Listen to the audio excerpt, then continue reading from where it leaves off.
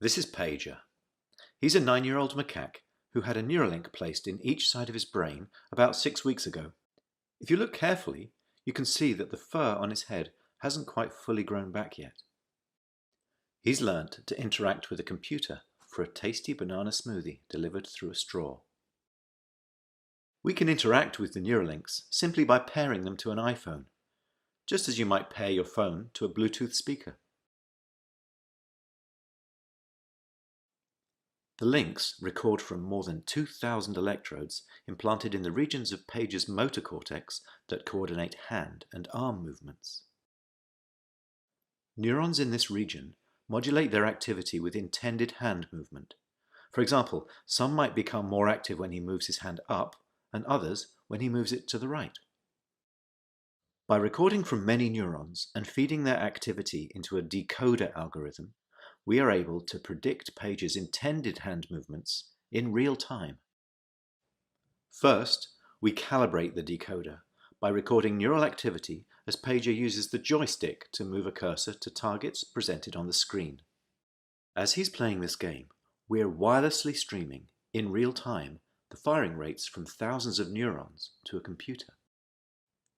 Using these data, we calibrate the decoder by mathematically modeling the relationship between patterns of neural activity and the different joystick movements they produce. After only a few minutes of calibration, we can use the output from the decoder to move the cursor instead of the joystick. Pager still moves the joystick out of habit, but as you can see, it's unplugged. He's controlling the cursor entirely with decoded neural activity. Our goal is to enable a person with paralysis to use a computer or phone with their brain activity alone. Because they wouldn't be able to move a joystick, they would calibrate the decoder by imagining hand movements to targets. One of the things the Neuralinks allow Pager to do is to play his favorite video game, Pong. To control his paddle on the right side of the screen, Pager simply thinks about moving his hand up or down.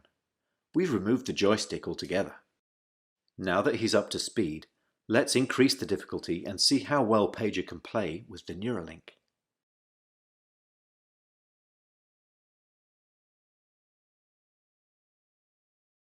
As you can see, Pager is amazingly good at Mind Pong. He's focused, and he's playing entirely of his own volition. It's not magic.